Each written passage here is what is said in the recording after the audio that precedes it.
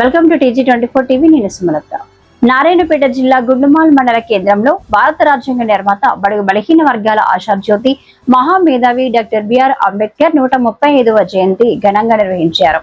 గుండుమాల్ గ్రామ పంచాయతీ కార్యాలయం, ఎంపీడీఓ కార్యాలయం, అలాగే అంబేద్కర్ చౌరస్తా వద్ద ఉప సర్పంచ్ శ్రీనివాసరెడ్డి ఆధ్వర్యంలో గ్రామస్తులు, యువకులు, వార్డు సభ్యులు, విద్యార్థులు కలిసి అంబేద్కర్ విగ్రహానికి పూలమాలలు వేసి కొబ్బరికాయలు కొట్టి ఘనంగా నివాళులర్పించారు.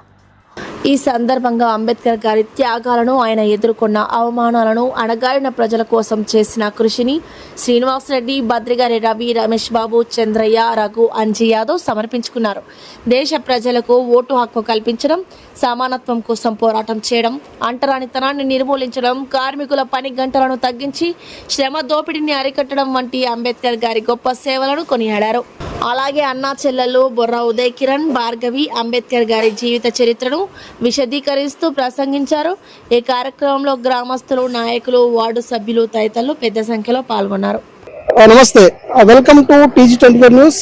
ఈరోజు భారతదేశ వ్యాప్తంగా బడుగు బలహీన వర్గాల ఆశాజ్యోతి భారత రాజ్యాంగ నిర్మాత డాక్టర్ బాబాసాహెబ్ అంబేద్కర్ గారి 135వ జయంతి కార్యక్రమంలో భాగంగా ఈరోజు గుండుమాల్ మండలంలోని మనం ఇక్కడ ఉన్నాం. ప్రజెంట్ గా ఈ నారాయణపేట జిల్లా గుండుమాల్ మండలం హెడ్ క్వార్టర్లోని దళిత మేధావులు, అదేవిధంగా అణగారిన కులాలకు చెందినటువంటి యువత, అదేవిధంగా వార్డు మెంబర్స్, సర్పంచ్ గారు, అదేవిధంగా ముఖ్యమైనటువంటి అంబేద్కర్ బాగా కలిగినటువంటి యువత చాలా మటుకు వచ్చారు. కాబట్టి ముఖ్యంగా వాళ్ళు ఈ యొక్క అంబేద్కర్ యొక్క జయంతి గురించి 135వ జయంతిని పురస్కరించుకొని వాళ్ళు ఏం మాట్లాడుతున్నారో ఒకసారి క్లియర్గా వాళ్ళ మాటలు తీసుకుని ప్రయత్నం చేద్దాం. చెప్పండి, భారత రాజ్యాంగ నిర్మాత డాక్టర్ బాబాసాహెబ్ అంబేద్కర్ యొక్క 135వ జయంతి కార్యక్రమంలో భాగంగా ఈరోజు ముఖ్యంగా ఈ యొక్క రాజ్యాంగ నిర్మాత గురించి ఎలాంటి సందేశం ఇవ్వాలనుకుంటున్నారు, ముఖ్యంగా ఈ యొక్క కార్యక్రమాన్ని మీరు ఎలా ప్లాన్ చేసుకున్నారు, ఒకసారి TG24 న్యూస్ ప్రయత్నం చేయండి. ముందుగా ఇక్కడ వచ్చినటువంటి గుండుమాల్ గ్రామ పంచాయతీ సిబ్బంది కానీ నిరుపేద కుటుంబంలో మహాకులంలో పుట్టిండ్రు. అప్పుడు మనకు స్వాతంత్రం రాకముందు మహాకులంలో ఉన్నప్పుడు ఎట్లా ఉండేది జనాలని, మన మహాకులాల మీద తక్కువ ఏవైనా అని ఏ విధంగా అని విద్యా ఉద్యోగాల విషయంలో కానీ ఏ విషయంలో అయినా ముందుకు రానియలేదు. కాబట్టి ఆయన ఏం చేసిందంటే ఇట్లా ఉండకూడదు, ప్రతి ఒక్కరు సమానంగా పోవాలి, అందరు మంచిగా ఎదగాలి, అందరు మంచిగా డెవలప్ కావాలి అని చెప్పి మన అంబేద్కర్ గారు చెప్పిండు. ఆయన మాకు 1891 ఏప్రిల్ 14న మహారాష్ట్రలోని రత్నగిరిలో జన్మించిండు. అయితే మన అంబేద్కర్ గారు మన రామ్జీ సక్పాల్ భీమాబాయిలకు 14వ సంతానంగా పుట్టిండు. అయితే ఈయన ఇట్లా అనగదొక్కడం వంటివి చూస్తే మనం ఫ్యూచర్లో మన తక్కువ కులమని కదా, తక్కువ అందరం ఎదగాలి అంటని చెప్పి మనం ఇదే కింది ఉండకూడదు, ఇంకా ఎదగాలి, ఏదో ఒకటి చేయాలి అంటని చెప్పి మన మహానుభావుడు అయినటువంటి అంబేద్కర్ గారు ఆ రోజు చదవాలి. ఎట్లయితే డెవలప్ కావాలంటే మనం ఫస్ట్ చదవాలి, చదివితే మనం ఎదుగుతాం. కాబట్టి అంటని చెప్పి ఆయన ఆ రోజు కష్టపడి పీద కులంలో పుట్టినా, మారు కులంలో పుట్టినా అని కష్టపడి చదివిండు. తర్వాత మన డిగ్రీ వరకు చదివిండు. మొట్టమొదటిసారి ఆయన మహాకులంలో పుట్టి డిగ్రీ వరకు చదివి BA మొదటిసారి పొందిండు. అదేవిధంగా న్యాయశాఖ మంత్రిగా కూడా మనకు స్వాతంత్రం వచ్చిన తర్వాత మొట్టమొదటి న్యాయశాఖ మంత్రి కూడా పనిచేసిండు. అదేవిధంగా మన లండన్ లైబ్రరీలో ప్రపంచంలోనే మేధావులు అయినటువంటి అందులో 3 మాత్రమే చదివిండు. అందులో మన ఇండియాకు చెందిన అంబేద్కర్ గారు ఒక్కరు, అంతే తెలియగలవారు మన ఇండియాలోనే మేధావి అంబేద్కర్ గారు. అదేవిధంగా రాజ్యాంగం రచించడంలో కూడా మన రాజ్యాంగ పరిషత్కు డాక్టర్ బాబు రాజేంద్ర ప్రసాద్ గారు నియమించిన డ్రాఫ్టింగ్ కమిటీ చైర్మన్ గా నియమించింది. అందులో మొత్తం 6 మంది, మన అంబేద్కర్ గారు చైర్మన్ ఒకరు, మొత్తం 7 మంది కలిసి ఈరోజు మనం ఇదే విధంగా వార్డు మెంబర్లు కానీ, సర్పంచ్లు కానీ, ఎంపీసీలు కానీ, జెడ్పీసీలు కానీ ఈరోజు ఒక గ్రామం ఉంది దాన్ని పాలిస్తున్నామంటే, ఒక మండలం ఉంది దాన్ని పాలిస్తున్నామంటే, ఒక జిల్లా ఉంది, రాష్ట్రం ఉంది, దేశం ఉంది, ప్రపంచం ఉంది అంటే ఇట్లా మన భారతదేశానికి రాజ్యాంగాన్ని రచించిన వారు డాక్టర్ బిఆర్ అంబేద్కర్. కాబట్టి ఇటువంటి మహానీయులు ఉన్నటువంటి ఈ దేశంలో అందరు ఎదగాలి, ఖచ్చితంగా అందరు డెవలప్ కావాలి.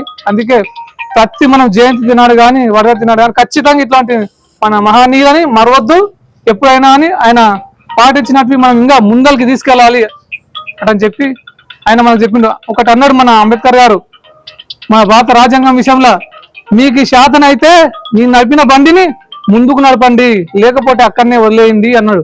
ఎందుకన్నారంటే ఆ మాట, ఇప్పుడు మన రాజ్యాంగాన్ని సవరిస్తున్నప్పుడు కొన్ని విషయాల రాజ్యాంగాన్ని కొందరు ఏం చేస్తున్నారు, దాన్ని తక్కువ చేసి కొందరు డెవలప్ అవ్వకుండా చూడాలనుకుంటున్నారు. అందుకే బండి అంటే బండి కాదు, రాజ్యాంగాన్ని 10 మందికి ఉపయోగపడే విధంగా దాన్ని సవరణలు చేయండి అని చెప్తుండు రాజ్యాంగాన్ని. దాన్ని అందరికి మంచి ఉపయోగపడాలి అంటున్నారు. అంటే నేను నడిపిన బండి అంటే ఏంటంటే నేను రాసిన రాజ్యాంగాన్ని అందరికి ఉపయోగపడట్లనే దాన్ని సవరణ చేయండి, కానీ అందరికి ఉపయోగపడినట్ల సవరణ చేయకండి అని చెప్పి మన అంబేద్కర్ గారు చెప్పిండు. ఇంతటితో నాకు తెలిసిన చిన్న విషయాన్ని ముగిస్తుంది. జయంతి మరియు పురాణ కాలంలో నిల్చుంటే తప్పు, కూర్చుంటే తప్పు, మాట్లాడితే తప్పు అనే సమయం లోపల ఒక విప్లవకారుడు పుట్టాడు. ఆ విప్లవకారుడు డాక్టర్ బిఆర్ అంబేద్కర్. మూగపోయిన జీవికి వెలుగునిప్పిన మహనీయుడు, మార్గదర్శి, భారత రాజ్యాంగ నిర్మాత, ప్రపంచ మేధావి, బడుగు బలైన వర్గాల ఆశాజ్యోతి, దేశోద్ధారకుడు, దళితోద్ధారకుడు, బహుముఖ ప్రజ్ఞశాలి, రాజనీతి యజ్ఞుడు, అణగారి కులాలకు హక్కులను సాధించిన మహనీయుడు doctor BR Ambedkar. Doctor BR Ambedkar అంటే ఎవరు చాలా మందికి తెలియకపోవచ్చు. డాక్టర్ బిఆర్ అంబేద్కర్ అంటే ఒక అణగారి కులంలో పుట్టినటువంటి వ్యక్తి. ఆయన మధ్యప్రదేశ్లో మావు అనే గ్రామంలో జన్మించాడు. మరి తండ్రి రాముజీ, తల్లి భీమాబాయి, 14వ సంతానం ఈయన. అయితే రాముజీ అనేవాడు కట్టెలు కొట్టుకొని అమ్ముకొని జీవనం గడిపేవాడు. అటువంటి బిడ్డ ఈరోజు భారత రాజ్యాంగానికి ఒక దేశాన్ని తలరాత మార్చిన మహనీయుడు డాక్టర్ బిఆర్ అంబేద్కర్. అంటే ఇక్కడ ఏమిటి ముఖ్య ఉద్దేశం అంటే, డాక్టర్ బాబాసాహెబ్ అంబేద్కర్ బాల్యంలో 1891లో పుట్టినప్పుడు అతని కాలంలో చదువుతున్న సమయంలో అప్పుడు అగ్రకులాలు చాలా ఉండేవి. అప్పుడు చదువు అనేది మన భారతదేశంలో చాలా మందికి లేదు. బ్రాహ్మణులకు కోమరులకు ఉండదు. మరి బ్రాహ్మణులు కూడా ఇక్కడకు బడికి టైం లోపల అణగారి కులంలో పుట్టినటువంటి వ్యక్తిని చాలా హీనంగా చూసిండు. ఎన్నో అవమానాలకు గురైన వ్యక్తి డాక్టర్ బాబాసాహెబ్ అంబేద్కర్. మరి ఆయనకు ఆ కాలంలో చదువుకున్న టైం లోపల ఎన్నో విమర్శలు, ఇది అంటరాని వాడాలి, ఇవి అట్టుముట్టని వాడాలి, ఇవి అణిచివేయాలని చెప్పి ఆ కాలంలో బ్రాహ్మణ పిల్లలు వీడు బడికి రావద్దని ఎన్నో ఏళన వేశారు. మరి అతనికి ఉమ్మిస్తే మైలవుతుంది, ఇక్కడ ఉమ్మిస్తే అని చెప్పి మూతి మైలైన ఆ ఉమ్మి ఇక్కడ మాకు వడగడు అని చెప్పి మూతికి ముత్త. మరి అతను ఈరోజు డాక్టర్ బిఆర్ అంబేద్కర్ 135వ జయంతి శుభాకాంక్షలు. అయితే డాక్టర్ బిఆర్ అంబేద్కర్ గారు 1891 మధ్యప్రదేశ్లో జవోలో జన్మించాడు.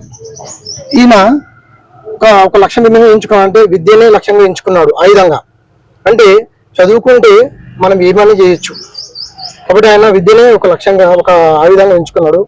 ఇంకోటి ఇప్పుడు చెప్పినట్టు ఆయన స్కూల్లో చదువుకునేటప్పుడు అంబేద్కర్ గారు బయటనే ఒక మూత దగ్గర బయట హాల్ బయట కూర్చొని సార్ చెప్పే పాఠాలు విని శ్రద్ధగా విని రాచుకొని ఆయన ఏది అడిగినా, అంటే లోపలికి ఏంటో అగ్రకుల వాళ్ళు లోపలికి రానిచ్చే వాళ్ళు కాదు అప్పుడు, ఎందుకని అంతరాంతరమాడని.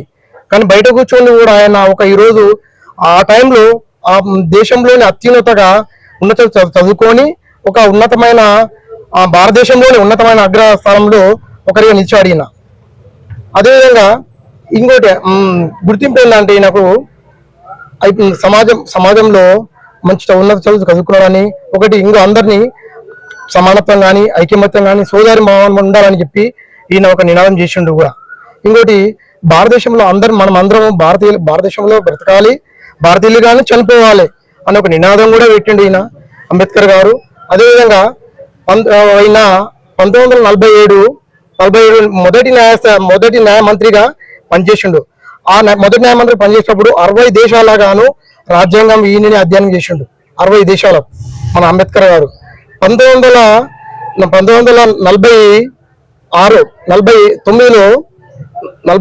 ఈయన 1949 నవంబర్ 26న రాజ్యాంగం ఆమోదించబడింది.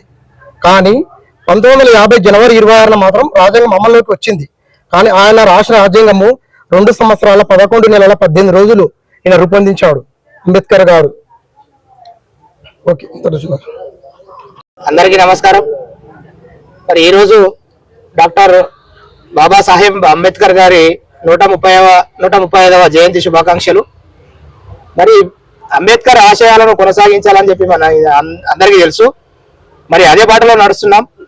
మరి బాబాసాహెబ్ అంబేద్కర్ గారు ఏమన్నారంటే, ప్రజల చేతికి నేను కత్తి ఇవ్వలేదు, ఆయుధం లాంటి ఓటు హక్కును మీ చేతికి ఇచ్చాను, దాన్ని వినియోగించుకొని రాజులు అవుతారా లేకపోతే అమ్ముకొని బానిసలు అవుతారా అది మీ చేతుల్లోనే ఉందని చెప్పాడు. అలాంటి ఓటు హక్కును ఉపయోగించుకొని మనం రాజులు అమ్మవాలి కానీ బానిసలు అవ్వకూడదు అనేటువంటి నా ఒక చిన్న సందేశం ఇంతటితో నచ్చిన ఉపన్యాసం వహిస్తుంది.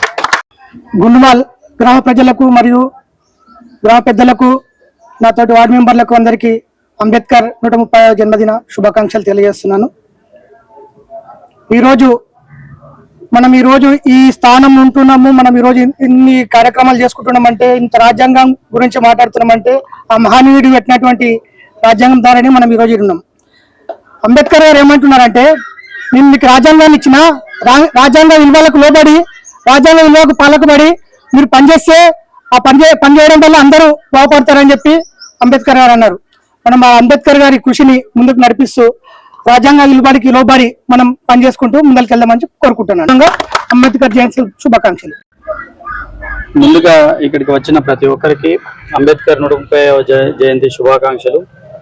అండ్ అంబేద్కర్ గారి గురించి ఇదివరకు చాలా మంది పెద్దలు మాట్లాడారు. సో పెద్దగా మనం ఏంటంటే ఒకటే విషయం చెప్పదలుచుకున్నాను నేను. మనం ఈరోజు ఈ విధంగా మనం ఇక్కడ నుంచొని ఈ విధంగా మనం మాట్లాడుతున్నాం, ఇలాంటి ప్రోగ్రామ్ చేసుకోగలుగుతున్నాం అంటేనే భారత రాజ్యాంగము, ఆ రాజ్యాంగానికి రూపకర్తగా మన అంబేద్కర్ ఉండడం ఎంతో గర్వించదగ్గ విషయం. ఆయన చిన్నతనంలో ఎదుర్కొన్నటువంటి సమస్యలు ఇకపై జీవితంలో ఎవరు ఎదుర్కోవద్దు అనే ఉద్దేశంతో ఆయన అలాంటి అంటరానితనాన్ని రూపుమాపాలనే ఉద్దేశంతోనో రాజ్యాంగాన్ని చాలా చక్కగా తీర్చిదిద్దడం జరిగింది.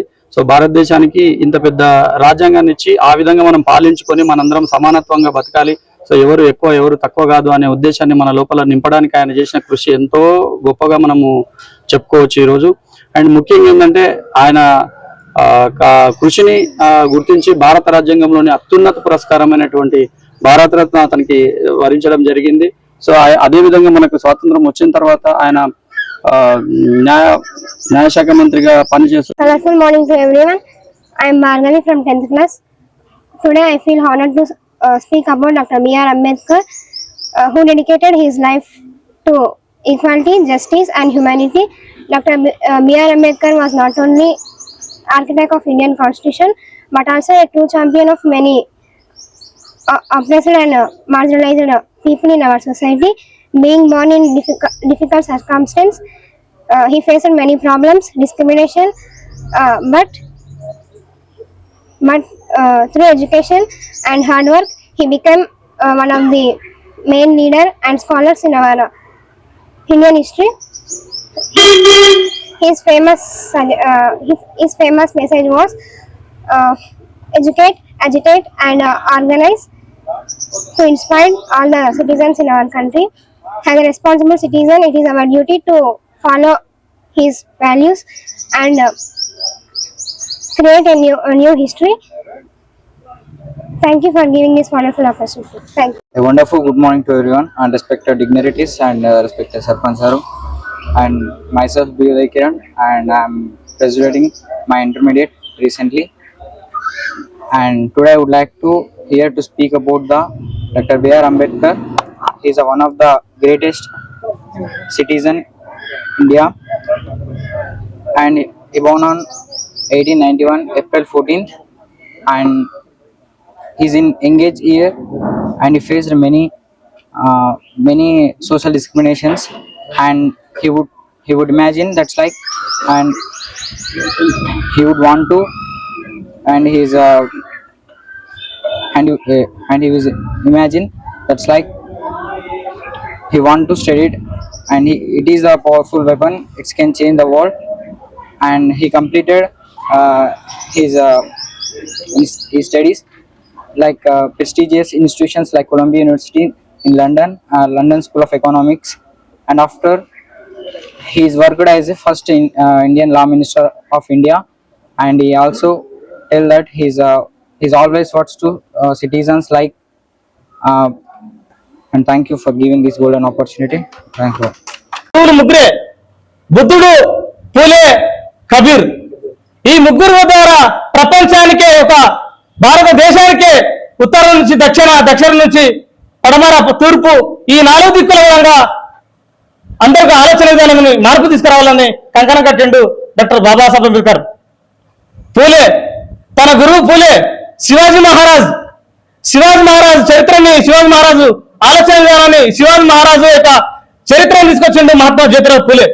ఆ పూలే నా గురువు బుద్ధుడు, వీళ్ళెంత మేధావులు, మా చరిత్ర, మా తాత ముత్తాతల చరిత్ర ఎక్కడ పోయింది, మా బతుకులు ఎక్కడ పోయినాయి, మా రాజ్యం ఎక్కడ పోయింది అని వాళ్ళు బయటకు వచ్చి ఈ రాజ్యం కోసం.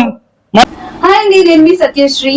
Please do subscribe TG24 TV.